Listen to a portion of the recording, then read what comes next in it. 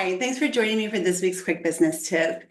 Today, we're going to combine a lot of what we've been talking about in the last few weeks about clarifying your message with the idea of relationship building and how that is affecting your marketing and sales in 2025.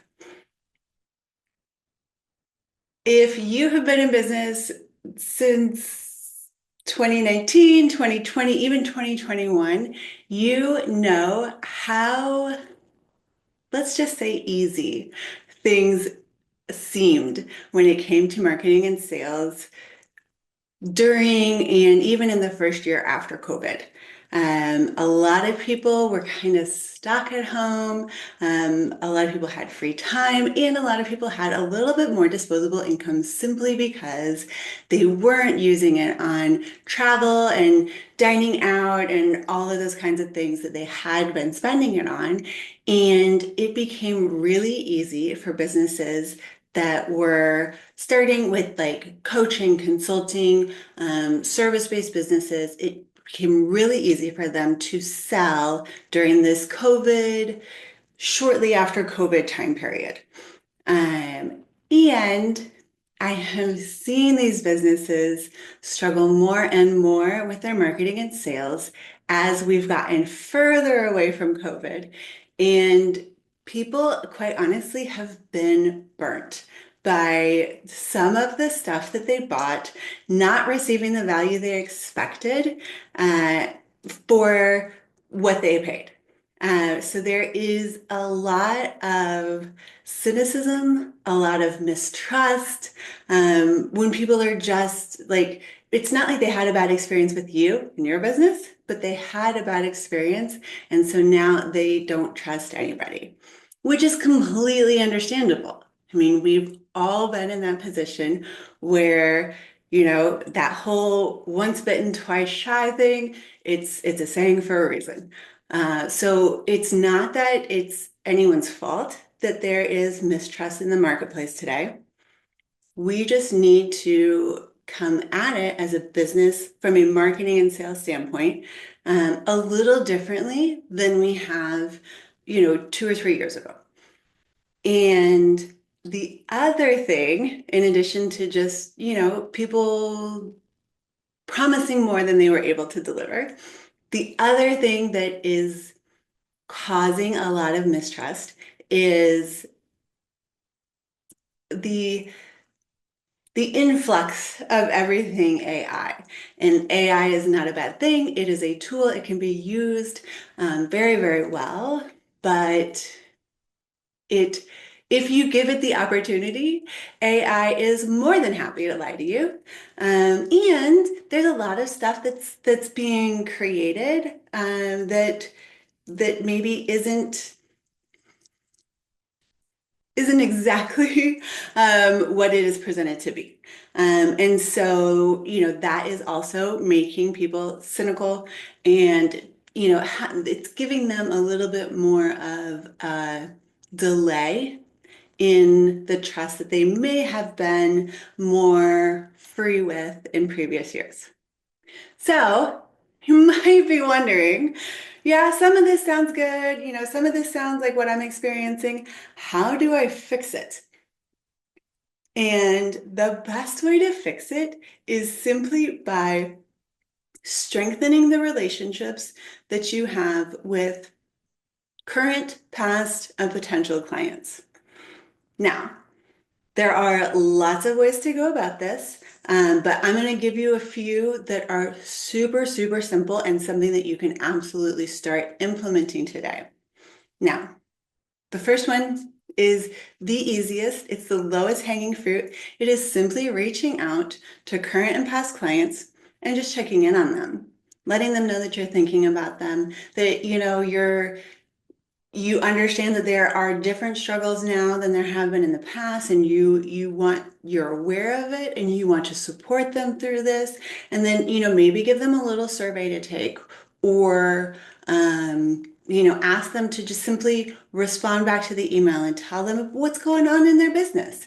You would be amazed how much goodwill you can bank by simply showing interest in somebody else and asking them, how are things going? What's going on? How are things with your business? Let's catch up. And it can be done on a one-to-one basis if you have a bit of a smaller database and the capacity with your time to, schedule a Zoom call with maybe like your top 10 current slash past clients. That would be fantastic. It can also be done more of a one-to-many situation through filling out a survey or just responding, asking people to respond to an email. You don't have to spend 30 or 45 minutes with someone just to like do a little catch up with them. The second way that you can increase sales through relationship building is that exact same database, current and past clients, and other connections, like people who are in your sphere that they don't do business with you. You may or may not do business with them, but you've connected through some other networking or just general life experiences. Take all of those people and let them know that you are actively seeking new customers. And this is where we are combining everything we've talked about with your messaging.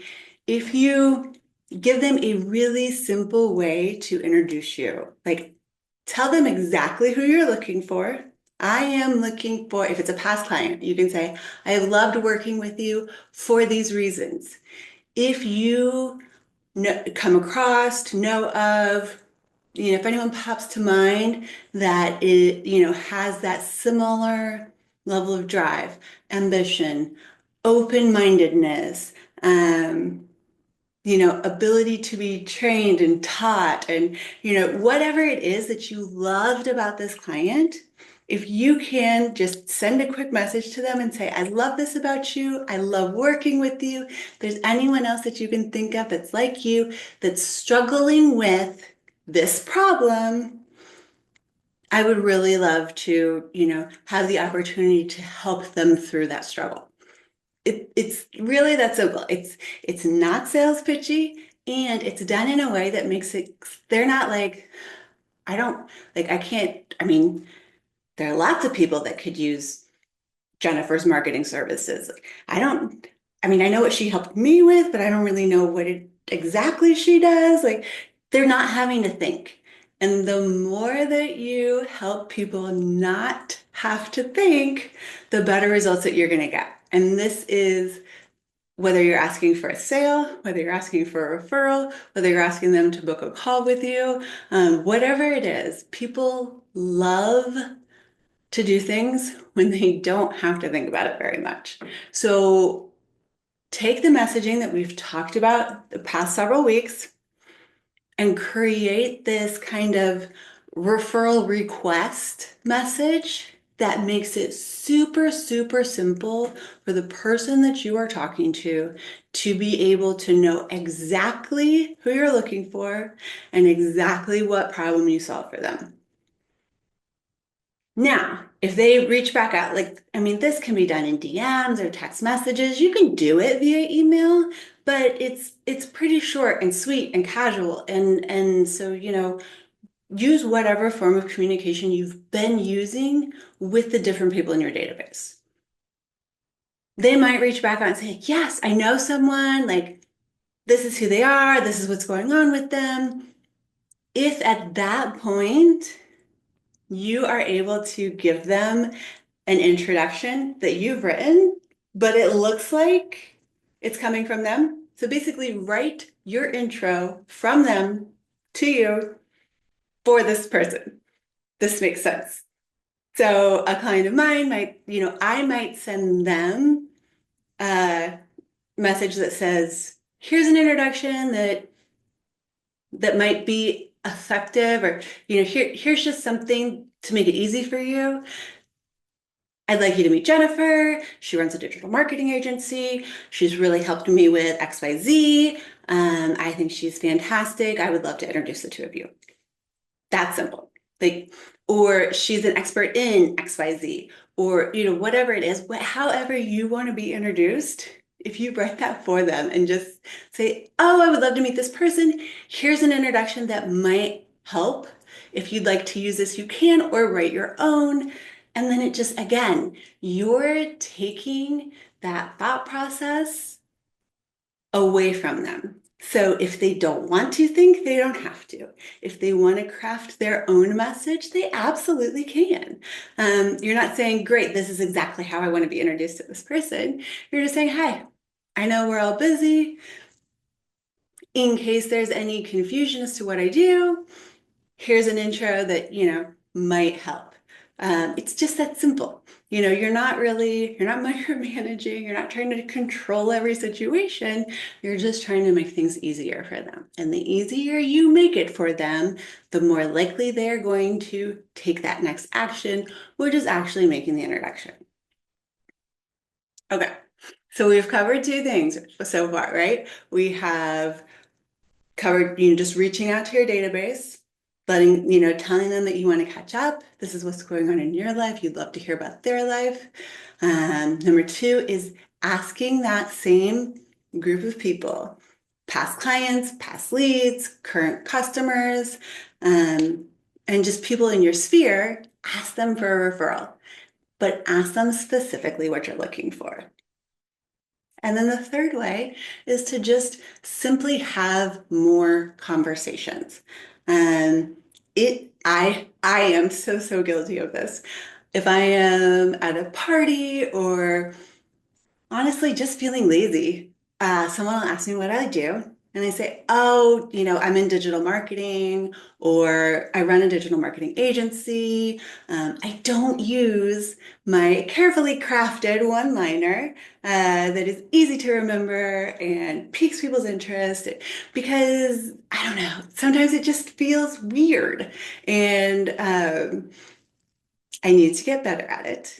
And I encourage you to do the same. So when somebody asks you what you do, don't say, oh, I'm in roofing, or I build custom homes, or I sell real estate. Really pour into it. Tell them what you do. I help first-time homebuyers navigate the confusing world of real estate. Like that sounds so much more interesting than I sell real estate. Like, oh wow, you sound super passionate about that. Let me get your card. Like, I can't tell you how many calls I've been on with the whole like LinkedIn, we're connected. Let's jump and have a coffee call really quick.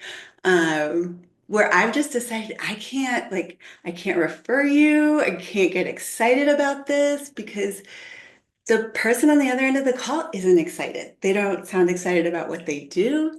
They don't sound excited about who they serve. They don't sound excited about the results they've gotten for those people. And if you're not excited and passionate about it, nobody else is going to be either. So when I show up and someone says, "Hey, I don't really know you well. What is it that you do?" And I say, "Oh, I'm in marketing." Nobody's excited about this.